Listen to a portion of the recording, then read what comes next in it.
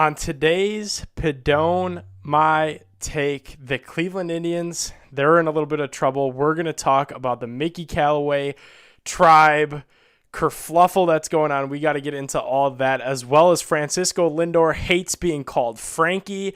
Do you like your name? Do you have a nickname that people call you that you can't stand? We get into that. The Cavs are back. Is that a good thing? We watch the Cavs with you guys tonight. Watch is over. Some other offseason targets for us to look at. What's trending outside of the world of sports? We're talking more NBA Top Shot, this time with Jack Settleman of Snapback Sports. That's going to be a lot of fun. He owns a $50,000 LeBron dunk moment. We're going to talk about that. He's going to talk me through what it was like to make that purchase of a virtual sports card, give you my takes on all the trends around the world of sports. But first, a big announcement that we told you guys about last week. It's here to stay. Padone My Take has merch now. That's right. I teamed up with the Big Play Store for an exclusive Padone My Take logo t-shirt. The Big Play Store has a ton of awesome Cleveland designs like retro brown shirts and the brand new Sexland t-shirt to rep our Cleveland Cavaliers. Visit the Big Play Store today by going to bigplay.com and selecting the store button at the top of the page. While you browse all the great designs that they have at the Big Play shop, make sure to snag that Padone My Take logo shirt. Even if you don't, though, use promo code Padone for 15% off your entire purchase. That's my last name, Padone, at checkout for 15% off your brand new t-shirt with the Big Play Store. Without further ado, let's do it.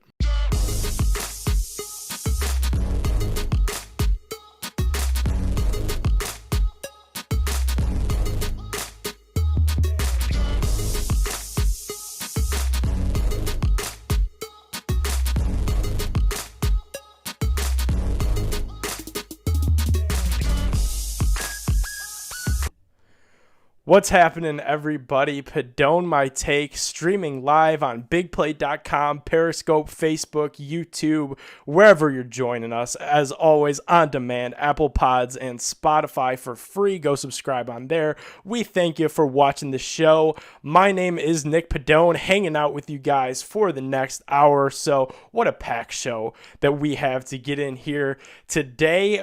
Jack Settleman, CEO, Snapback Sports, owner of a $50,000 LeBron James dunk on NBA Top Shots. He's going to join us at around 8:15, 8:20. This Mickey Callaway situation, though, might as well start right at the top. That unraveled on the Cleveland baseball team today. Seemed like the whole thing was over. You know, the report came out. Former Cleveland Indians pitching coach was also spent time with the Mets. He's been around the whole MLB, man. Report came out, inappropriate stuff, sexual harassment in the workplace. Obviously, the LA Angels, where he works now, put him on administrative leave. He's not working right now.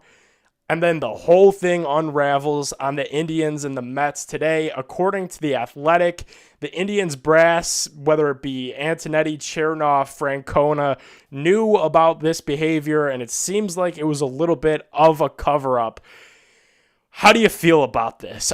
Do you want the Indians to clear house? Because I feel like that's where at the point that we're at now in this.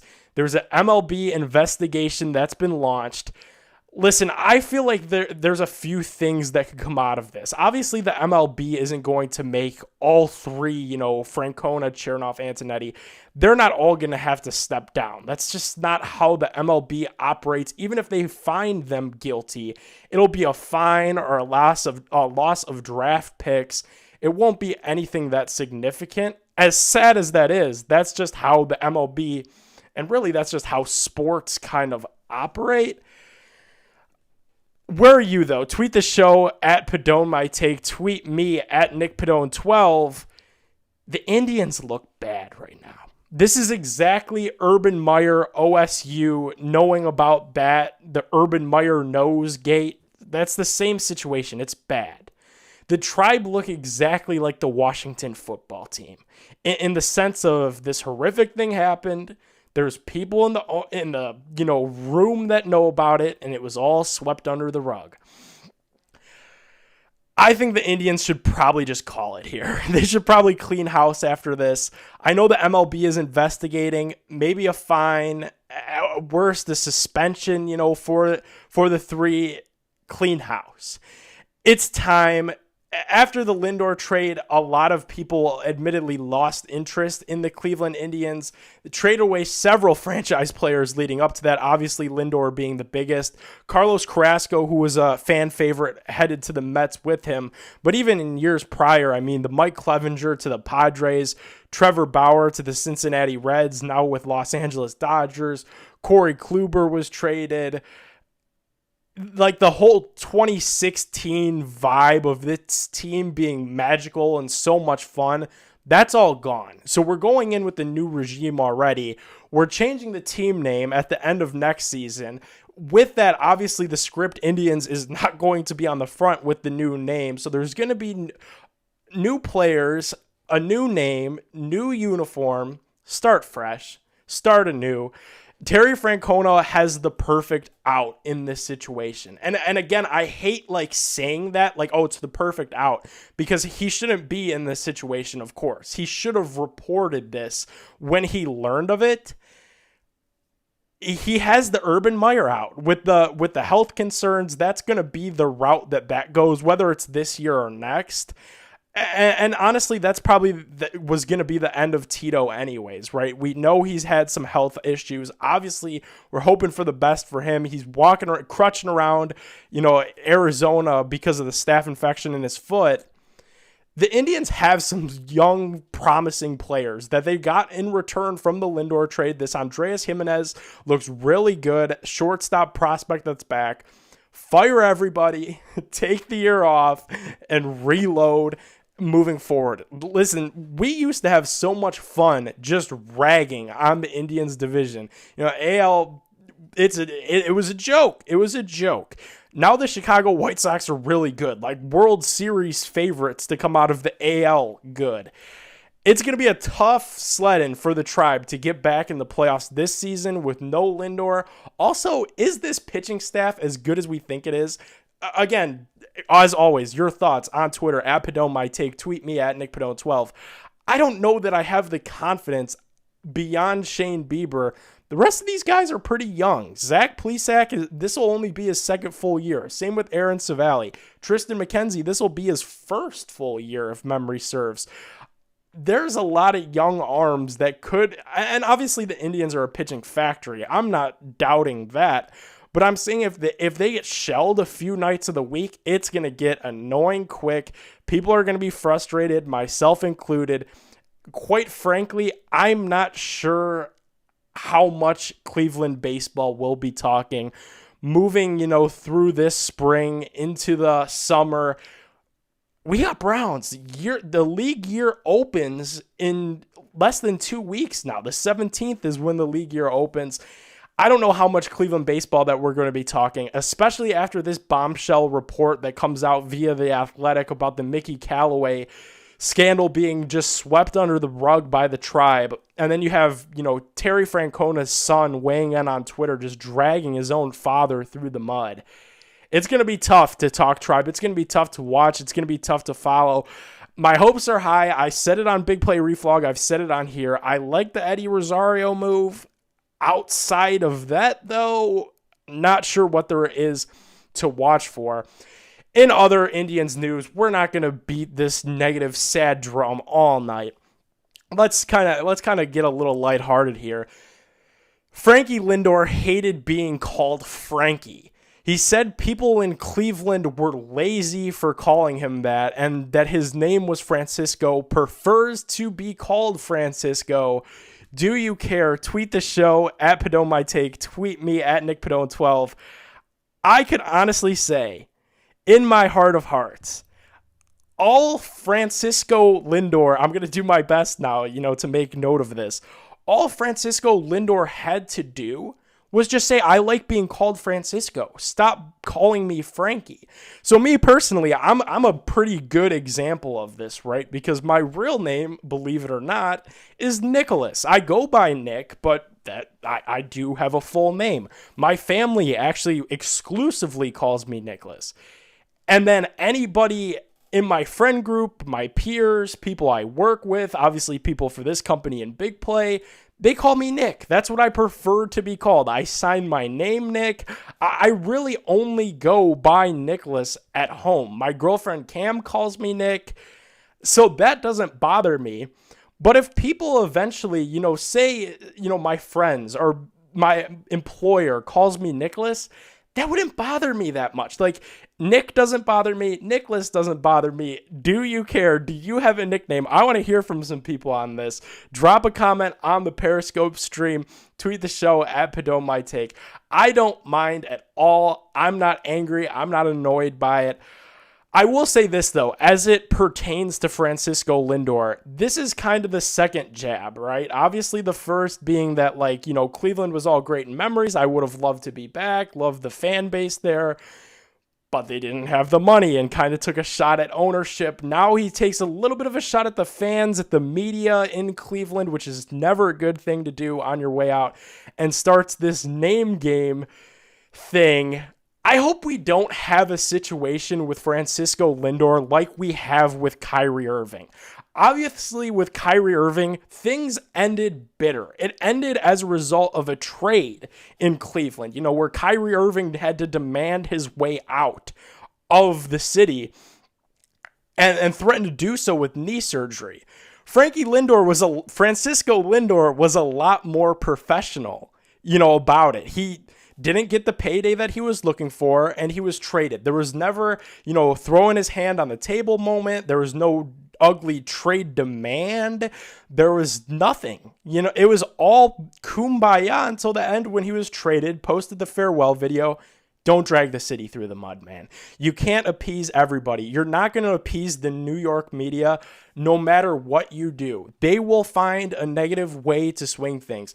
The sure way to make sure that they're not going to approve of you, Francisco, is to drag your former city through the mud. Because Cleveland fans, even though the Indians fans have kind of dwindled over the years, they're a very passionate bunch. And that's not kind of an evil in Cleveland that you want to face. Don't do it. We shouldn't have a Kyrie Irving toxic relationship with Francisco Lindor because it didn't end badly. We made a World Series with the guy. Stop it. Cut it out. The guy took us to places as a fan base that we had never expected to go in 2016. Things didn't end poorly with Lindor like it did with Kyrie. I really, really, really hope someone in his camp, whether it's a publicist, whether it's a close friend, maybe it's a media member that maybe followed him out there that covers his career closely, says, hey, Francisco, let's cut it out with the Cleveland stuff, man. You're out of there. Let's talk about your new team. You're going to get a payday. Make the most of it. That's where I'm at with the Tribe. That might be the last of the Tribe we talk for a while, man, because until this investigation with the Mickey Callaway stuff pushes through, it's going to be a tough task to talk Tribe because there's not a whole lot to be optimistic about. That's what this show's about. Here's what's trending.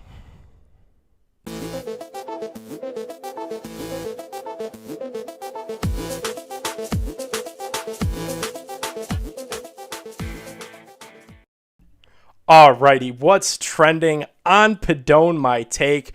We were talking about this a little bit last week. We discussed NBA Top Shot, which is like a brand new cryptocurrency, like Bitcoin, like CryptoPunk, a way of investing.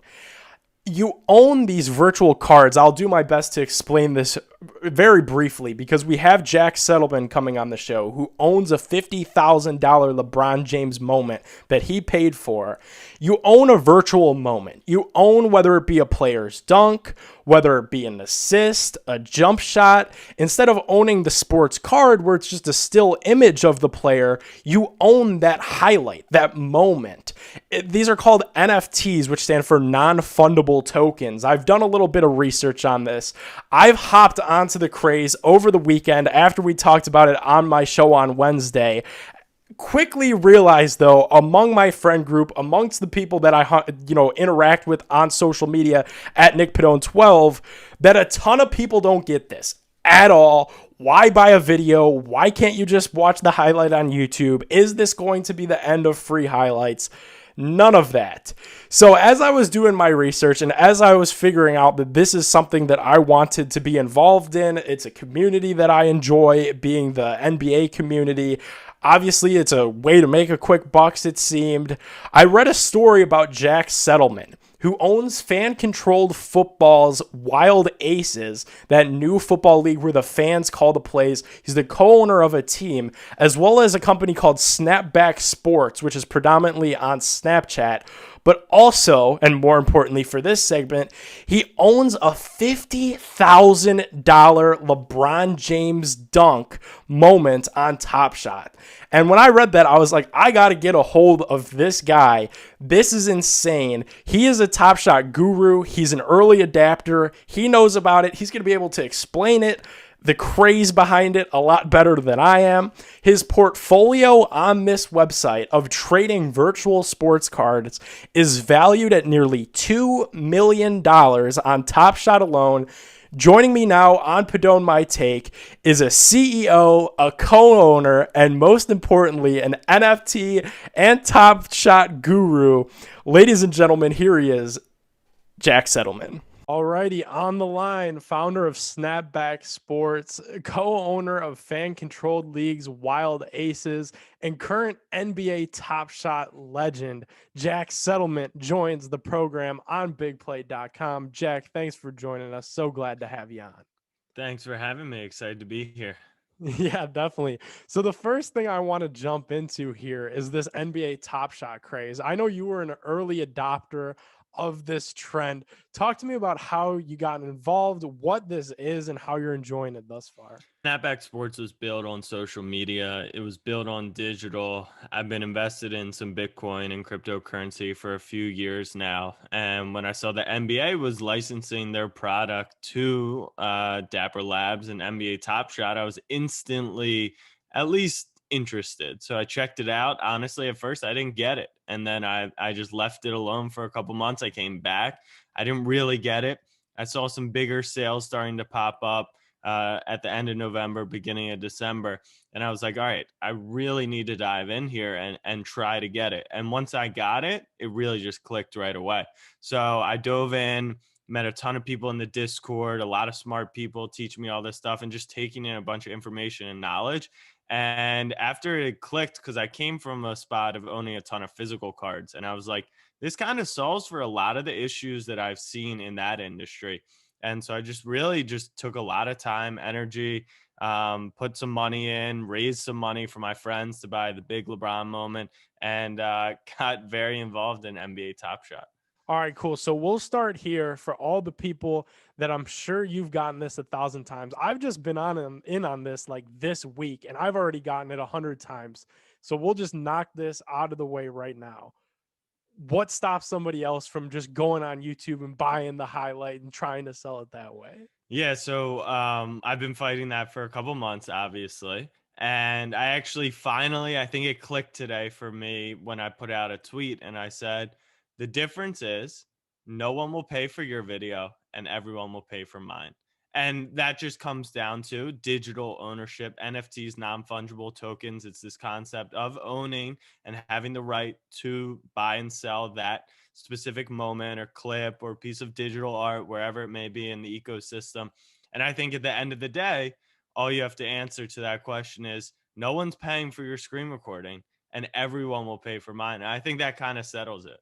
Yeah, definitely. That's probably the best way that I've heard it explained. Talking about just the money that this has generated really over the last month or so. You purchased that $50,000 LeBron James dunk that you were just talking about. Talk me through that day, making that purchase, how that came about, and I'm sure the adrenaline rush that ensued after. It's actually a few days process, and a lot of people know the issues that Top Shot has had with site maintenance, site goes down, people trying to get packs, all that stuff. But I had locked in on it on like a Friday or something, and I messaged Pranksy, who's like the king of the NFT world. He's got massive portfolios all over the NFT world, specifically on Top Shot as well. And I was like, I want to buy the 23 from you. And he was like, all right, here's the price. And I was like, okay, I got to get this money onto Dapper because we're going to do it. So a lot of trading and purchases actually went off of Dapper early on, off of Top Shot, because marketplace fee, it just wasn't like, we didn't feel the need to do it. But we knew that this was kind of going to be a big moment for the platform. So we wanted to do it on marketplace. So I had to get the money on. I had to send Bitcoin, which is obviously a stressful process because the Bitcoin leaves your account and you kind of are sending it to this, 30 digit wallet address. And Dapper at the time kept going down and up, down and up. So we just kind of were waiting because I didn't want to send obviously that amount of money at that point. Finally, everything seemed to be going well. I sent everything through. I made the purchase, and it just kind of went wild from there. I mean, I asked my group who I invested with, "Do you want to be a part of it?" A few of them were like, "Just because of work, and I don't want to be, public facing." So they're like, "Just be the public figure." And so I just went on some guy's podcast who's now a friend, and talked about it. And then I mean, it erupted. My name just was attached to that purchase, right, for the next few weeks. And now that purchase is looking like, it's looking like peanuts to a lot of what we've seen since then. Yeah, I mean, and it's such a cool story of how this kind of is all coming together in this world of Bitcoin, cryptocurrency. We've seen Dogecoin explode with like the meme stocks. Now NFTs like Top Shot definitely seem to be this new wave of investing. How confident are you that something like Top Shot is kind of here to stay? So you just mentioned Dogecoin and you Yeah. mentioned NFTs. So my bet is that NFTs will be the future, and I would bet every single dollar I have that that will be correct. So with Dogecoin, yeah, Dogecoin's fun, but it's just a meme stock. There's no backing for it. There's no utility. So I think that's important to kind of point out there. But when it comes to NFT world, the utility, the way it's going to change tech, the way it's going to change society, community, engagement, all that stuff, I bet my life on NFTs. And by saying that, because I was saying that for a little, I bought a CryptoPunk, which is the first ever NFT. So I wanted to be part of that movement. But Top Shot specifically, I think someone's going to win in that space. I like Top Shot's first mover advantage. I like that they're licensed with the league. I like that, Roham and a lot of the people at Dapper are really, really intelligent people. I like that they built the Flow blockchain. And I'm probably saying a lot of stuff that doesn't mean much to a lot of casual listeners here, but I'm a huge believer in Top Shot because they have everyone on their side. Whereas sports betting, right, people lose money on that and you can't talk about it. And then you go to the Top Shot world, the NBA makes money, the PA makes money, the players are going to eventually get a cut and start making a lot of money. So everyone's kind of incentivized towards this one goal. And I think when you have everyone on your side, that's a really strong product. Yeah, that's kind of where I'm at with it all too. Like you think of it, you see some of these smaller players, Josh Hart, Tyrese Halliburton, like they're starting to get into it and come out and talk about it publicly. Like we're still at a point in this like beta testing of Top Shot where there's no bona fide all-star like on the all-star roster this year that's even spoken about it. Am I right? Yeah, so we did a live stream for like 40,000 people that were waiting in line for packs, and Top Shot embedded our stream into that page, which was super cool. And we got a bunch of the people from Top Shot on. And the rumor is that there's a Western Conference All Star who just signed up. My belief and my suspicions were that it was Rudy Gobert. So no offense to Gobert, still doesn't carry right like the cloud or the impressions or viewership that maybe a LeBron, Steph, KD, Kyrie might. Definitely. And then a few Eastern Conference All Stars allegedly are going to sign up in the next couple of weeks as well. But yes, the biggest names: Josh Hart, LaMelo quote tweeted a post about it, which brought some attention. But yes, it hasn't reached superstar level. It also hasn't reached NBA culture and pop culture, meaning like Drake, Kanye, Odell Beckham, right? Like people are so locked in on the NBA and forget like what these big other names can do. You start to see influencers, or you start to see big media personalities buying CryptoPunks and what that attention brings to that specific NFT project. And you can only imagine once these become, I mean, you think about like Damian Lillard, he's, close with Odell Beckham, and if the NFL comes out with an NFT project, are they swapping moments? And, does it become a new type of currency within a cryptocurrency? It's really all very interesting. Yeah, it's definitely interesting to think about. I got into it just this week, like I said, and I kind of thought like, oh, I'm late to the craze. I'm gonna throw in $50 and see what happens because it kind of seemed like it had boomed. Like the bottom of the barrel, like Ish Smith players were already up to $17. But then like I see my $50 like of Darius Garland and Dylan Brooks is actually like making me a few dollars. What's kind of your message to the people that might only have like 20, $50 like me to throw in? Are they too late to this party? Everyone's very concerned with being too late. I would imagine it feels a lot like when Bitcoin went from 100 to $400 and people were like, "Oh, this is done. There's no way that it's going, even if it does, it's a, 10% gain. It's going up to 450 at the absolute max, right?" We're so early. I mean, it is incredibly early. I posted on Twitter actually yesterday. NBA Memes has an Instagram account, 4 million followers. They put up a story poll. Have you heard of NBA Top Shot? Not do you like it, not are you on it, not any of that. Have you heard of it? 74% said no. Heard of it. And this has Wow. been covered by Bleacher, ESPN, right? Like you can't miss this if you're on Twitter. Instagram world, 4 million NBA fans. Obviously, the poll doesn't encapsulate, every single one of them, but three-quarters of them haven't even heard of the platform and they follow an NBA page. So are you too late? Absolutely not. What do you do with $50? I think what's really cool is Top Shot recognized, right? The Ishmis and the Plumleys and the people to get you in.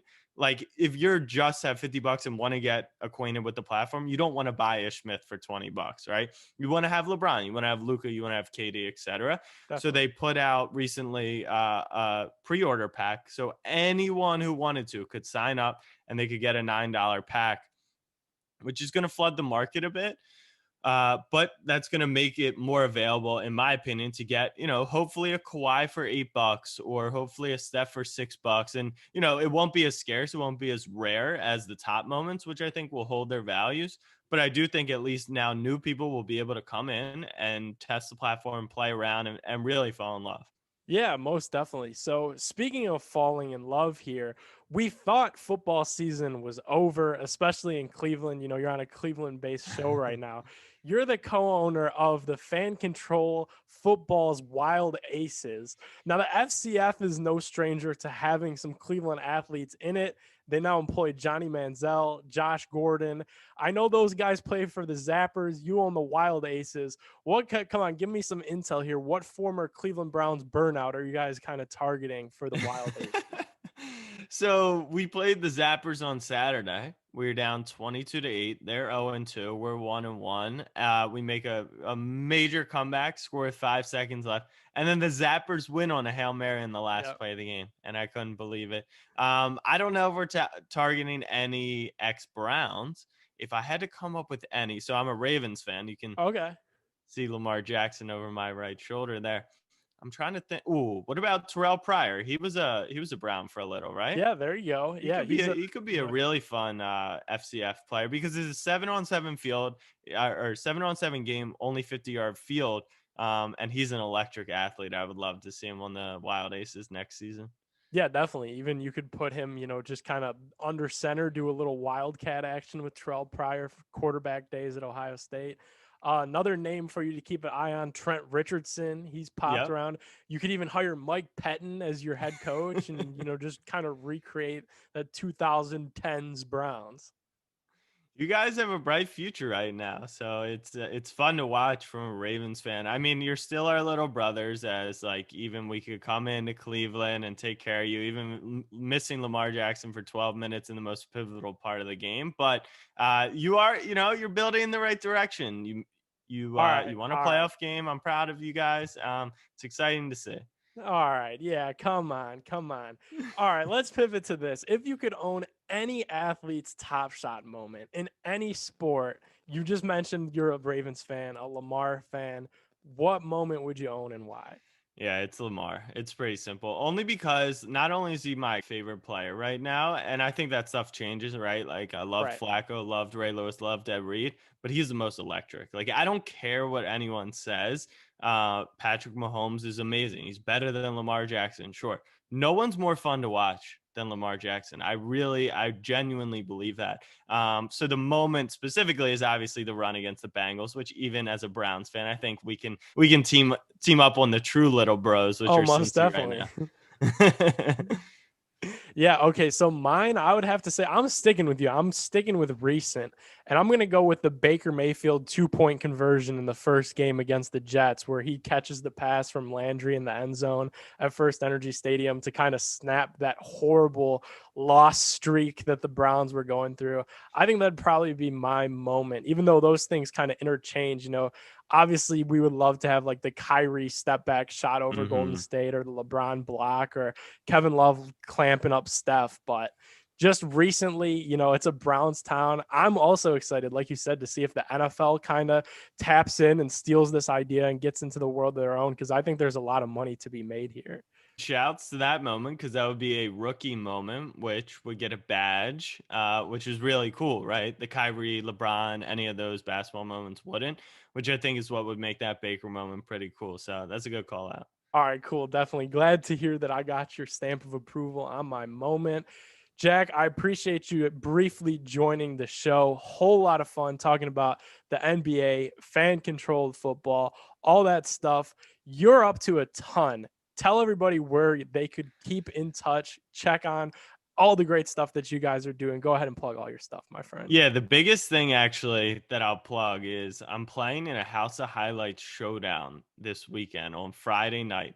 It's a game, and seriously, I think this is the craziest thing ever. That's why I'm giving you the plug here. $100,000 first prize if I win the event, and I'm like, I just think it's so funny because who plays a game of knockout for 100 grand? But you can find me at Jack Settleman on most platforms, and then follow us on social, Snapback Sports on Snapchat. It's probably the best sports account you'll ever find. It replaced Sports Center. It's a great account. So yes, and I would love to connect. Even if you're a Browns fan, I have a lot of friends. My brother goes to Ohio State, so I know what's going on in Cleveland.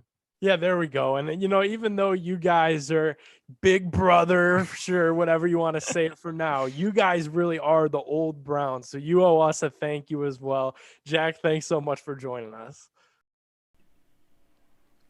Ladies and gentlemen, Jack Settleman.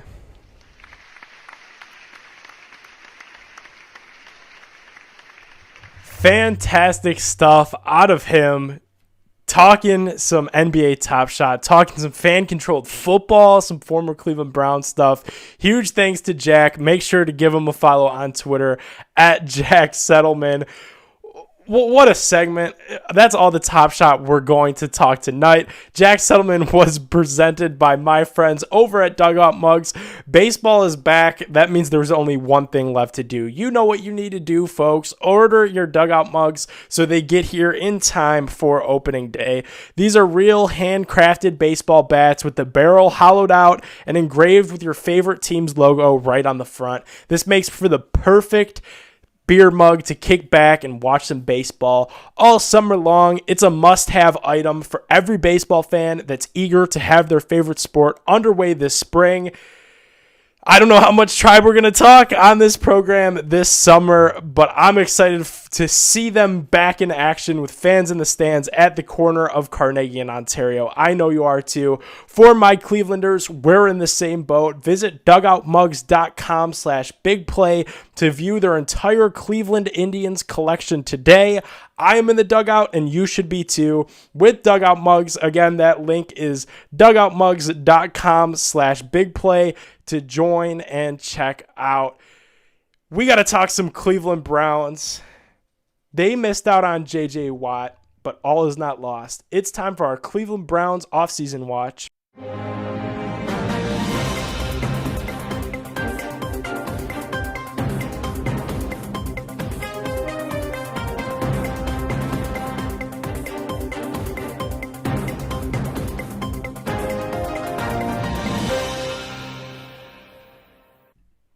Alrighty, the Browns did not land J.J. Watt via free agency. He signed with the Arizona Cardinals. Who saw that coming? After Peloton Watch, after the cryptic tweets, mitochondria is the powerhouse of the cell. All that kind of for nothing. Watt to Arizona, 2-year contract, around $28 million before the incentives kick in, about 31 in total with those incentives. Who cares? I know we were so pumped up about the possibility of getting J.J. Watt on the Browns the last 2 weeks on this program. If you want to listen to me being wrong about that for free on demand, Padone My Take, Spotify, Apple Podcasts. Listen, Mary Kay Cabot of Cleveland.com reported that the Browns were not the highest bidder. Watt made a cash move here. As bad as we all thought, myself included, that J.J. Watt was going to make a legacy move and that he was going to go to a Green Bay where he's from, a Buffalo who looks stacked and just played in an AFC championship game, a team like the Browns that took the Chiefs all the way to the final drive of the game in the AFC divisional round. That's kind of what I thought we would see J.J. Watt do, to get a team with some cash like Cleveland, with a quarterback, with a solid defensive unit built already, so that he could just go in and get a Super Bowl ring before this is all said and done, even if that meant taking a little bit of a pay cut, not getting that $17 million that he was owed when he was released from the Houston Texans. He didn't make a legacy move here. And to be honest, I was so wrong in thinking that he needed to. J.J. Watt's career as a Houston Texan, even though none of the season ended with the Super Bowl ring at the end of them, he's a great player. And his work off the field makes him even more of a notable name. You know, he wears the Walter Payton Man of the Year patch in every game because he won that for his efforts in helping Houston with hurricane relief and floods. You name it, J.J. Watt has helped with it. I can't be that disappointed that he didn't want to come to Cleveland, because according to Mary Kay Cabot, who we have, every reason to trust in this town, the Browns just didn't give enough guaranteed dough in this signing, and ultimately that's what led to Watt going to Arizona. It's a warmer place. It's easier to preserve your body in Arizona. I can't be that disappointed about it. But with that said, the Browns can now kind of focus up, right? They could get a little bit realistic now that J.J. Watt, that dog and pony show, is just off the table. We know that we're not landing J.J. Watt, but let's focus in. Let's talk about realistic targets for the Browns. I've comprised a list, as well as some of the things that we've heard. We have heard leading up to this that if the Browns miss out on J.J. Watt, kind of 3 names that have been reported on: Levante David, linebacker from the Tampa Bay Buccaneers; Brashad Perriman, wide receiver, former Cleveland Brown, former Baltimore Raven. We're pretty familiar with him. Reunite could be in the works there, as well as Richard Sherman. That was kind of rumored for a little bit, as well as Von Miller, which I will start there. I'm out on Von Miller. He has some off-the-field stuff that's surrounding him right now, but even more so, he had kind of a gruesome injury. He's up there in age. Obviously, the pros to signing him are there. You already have Myles Garrett, so you wouldn't need Von Miller to be that dude to play every snap. That's the good news. But the even better news is, there's somebody else that you could get for cheaper that doesn't carry those expectations and that hype. And I know Von Miller is close with Odell Beckham. He's close with Baker. He's close with Miles. What about Carl Lawson, huh? The guy that after JJ signed in Arizona, Carl Lawson tweeted, "Hey," with a wave emoji. That's a guy that I would look for, somebody like Andrew Berry that takes a little bit of a smarter, more analytical approach to things. That's the kind of player that I would hope that Andrew Berry is after. A guy that's 25 years old, that spent his entire career thus far on a bad rebuilding team with the Cincinnati Bengals. I would love Carl Lawson, even if it's a 2-year, 3-year deal is what it takes with a little bit more money than what Browns fans are comfortable with. I'd be very happy with that. That's a name that I'm watching, as well as the New Orleans Saints. They've got a lot going on. Obviously, their cap situation isn't good. I can tip my cap to their GM, though, who's making like 3 moves already to just lower that number. They released Jared Cook today. That's something to keep an eye on. We're going to talk about Jared Cook in a moment, and no, I'm not talking about adding him to the Browns. You don't want to miss the take that I'm going to have on Jared Cook and how he could help the Browns. They've released another tight end. They released an offensive tackle. How about this name? Defensive end, Trey Hendrickson. I think he's a better option than, Von Miller. Also, a better option than Bud Dupree. That's a name that people were probably expecting me to say on this target list. I'm not that in on Dupree. Are you? And who do you want the Browns to sign? More importantly, drop a comment on Periscope. On demand, of course. Tweet the show at Padone My Take. Tweet me at NickPadone12. I think Bud Dupree feasted off having 2 of the greatest interior defensive tackles in the league, with lining up next to Stephon Tuitt. You or I watching this show, hosting this show, we could have had 10 sacks with the Steelers defensive line playing opposite bookend TJ Watt, who is a great talent himself. I'm cool on Bud Dupree, especially coming off an ACL surgery. Now, if the money's right, and I'm going to trust Andrew Berry this offseason, if he signs Bud Dupree to a 1-year, $6 million, a 2-year, $12 million, I'm not going to be mad about it, because that means that his staff, did their homework. They talked to him. They feel as if he's healthy and that he is good enough, even without elite defensive tackle pass rushers, Sheldon Richardson and Andrew Billings, who probably is getting the start next year, that they could bring in Bud Dupree. I'd rather Trey Hendrickson. I think he's a little bit better. I think the Saints' interior defensive tackles are a little bit worse, and we would ultimately get a little bit more production out of him. Lavonte David, we mentioned him already. That's somebody that I'd be key on. Just won a Super Bowl. Obviously, he's the type of linebacker that Browns fans are clamoring for, because he covers the field all over the place, but it doesn't come without red flags. He's up there in age a little bit. Something to be concerned about. Not sure. Another name here, Kyle Van Noy. He was just released by the Miami Dolphins yesterday. He had a huge contract. For Lavonte David and Kyle Van Noy, I will tell you this as like a, not like a thesaurus of how the Browns are going to do things. Don't expect them to pay Kyle Van Noy, Lavonte David, or any other linebacker top dollar this offseason. If that was the Browns' beliefs, they would have just done that with Joe Schobert and Christian Kirksey. They would have drafted a linebacker before Jacob Phillips in round 3 or 4 last draft. That's just not the way that this team operates. That's not a position that they value, especially with Joe Woods as a former, defensive back coach. They're thinking if you could get a couple shutdown corners, some really good safeties, the linebackers are kind of rendered useless. I would love Lavonte David in Cleveland. I would love Kyle Van Noy in Cleveland. However, if the price ain't right, that's just realistically not something that I could see the Browns doing. I hate to be that guy. That's just what I believe to be the fact at this moment. Obviously, guys, how about this? The league year opens March 17th. These signings are going to happen, fast and furious.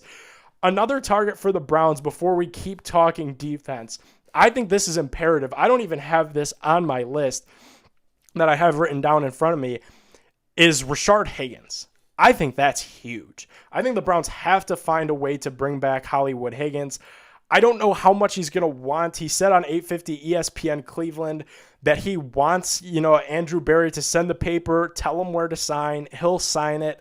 I'm curious to see if he means that, or does he want some, fair payments as well.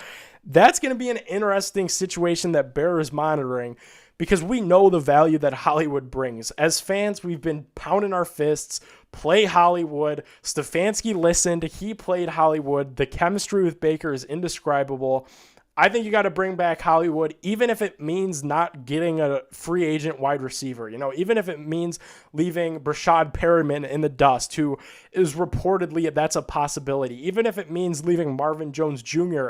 in the dust, which that's a name that leading up to this point, in the trade deadline last season, Marvin Jones Jr. in Cleveland has had some connects over the years, especially with Andrew Berry in town.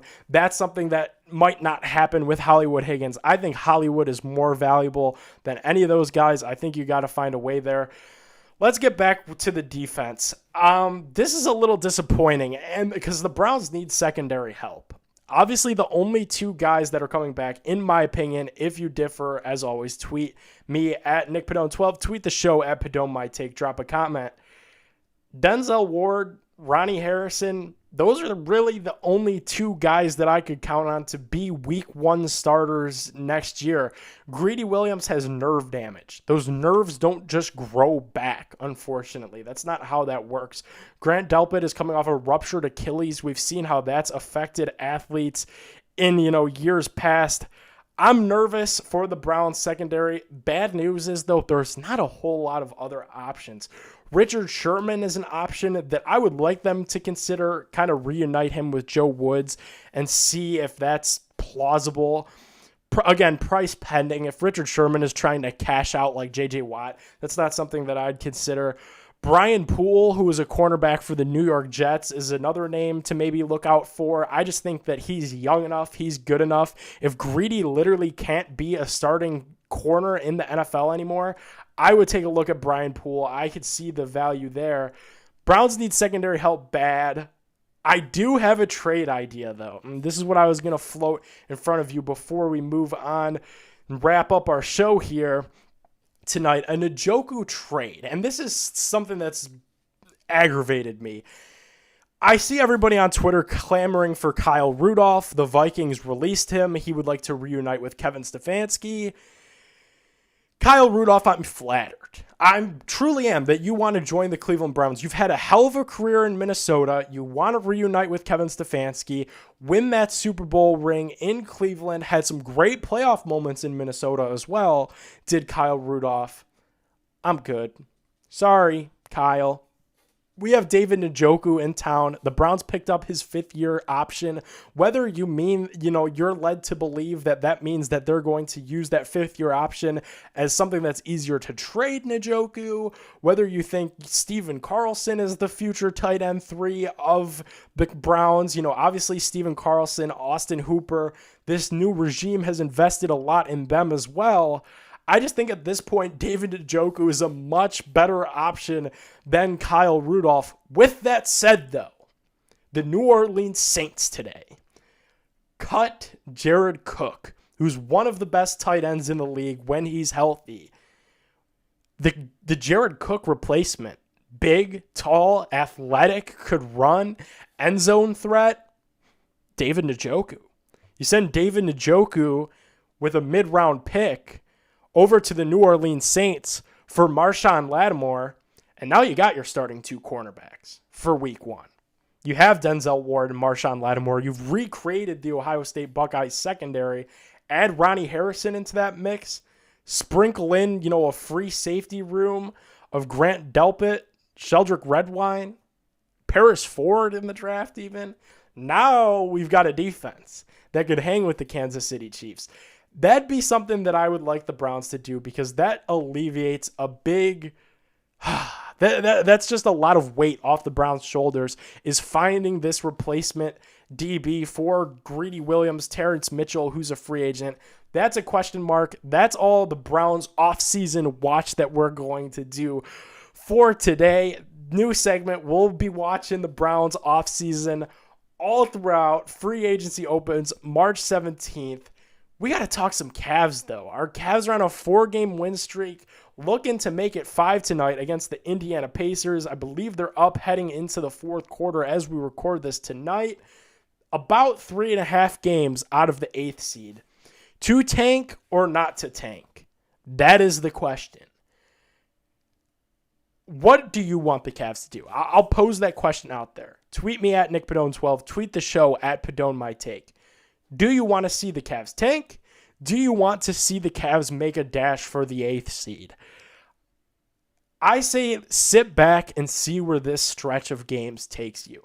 Obviously, if you tank, the reward could be big. Kuminga, who is in the G League already, could be number 1, number 2 overall pick. He's very good. Cade Cunningham at Oklahoma State. We're about to remember the name. March Madness coming up around the corner in a few weeks. He is very good. Will be the number 1 or number 2 pick. The payoff for tanking is there as it always is, but the risk is always there as well. What if you get the 5th pick? like the Cavs have gotten the past 2 years, the 4th pick even, the 6th pick. See where this stretch of games takes you and kind of reevaluate what you want to do, especially because the Cavs aren't getting Kevin Love, Larry Nance back at any time in the immediate future. That's going to be something that happens post All-Star break, I think. Up next, you got the Pacers, the Pelicans, the Heat, the Celtics, the Spurs, the Raptors, the Kings, and the Bulls. 8 games there. Of those 8, I would say 5 are winnable. Pacers tonight, hopefully a win. Pelicans, you can hang in with a team like the Pelicans now if you play your best. Heat, I don't know. Spurs, I don't know. Celtics, I don't know. Raptors, Kings, Bulls, that's winning 5 of 8 after you've already won 4 straight. Impressive. If that happens, and if you're able to beat up on some of those bad teams like the Bulls, like the Kings, like the Pacers tonight, like the Pelicans, then I say go for it. Make the dash towards the postseason. This is a very integral 8-game stretch for the Cleveland Cavs as it pertains to the rest of their season. However, if you're getting pummeled by the Bulls, who aren't good at all, by the Kings, who outside of De'Aaron Fox, I'm not really sure what they've got going on in Sacramento.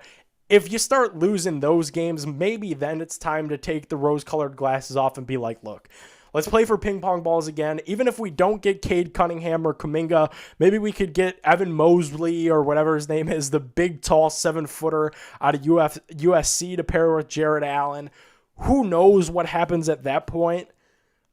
But that's where I'm at. I think for the Cavs, and I know this is such a lame take to say, but this is genuinely how I feel. You can't play the rebuild game forever. So you can't try to throw tonight's game against the Pacers. You can't lose to New Orleans because only bad things are going to happen with that, because you can't just keep doing this. That's the recipe for getting the 5th pick for the rest of the time and being stuck in the middle.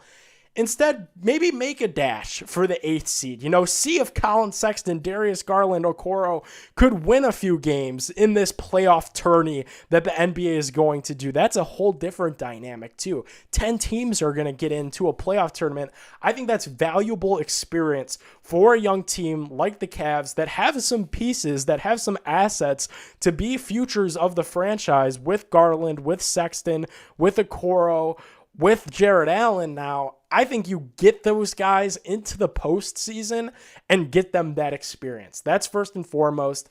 That's the most important thing. And then hit a draft pick. It's not easy, but it has to be done at some point. You're going to have to draft well in, the 10 to 15 range. That's what all the good teams are doing at this point. That's what the Jazz have done. That's what the Heat have done. That's what the Cavs are going to need to do.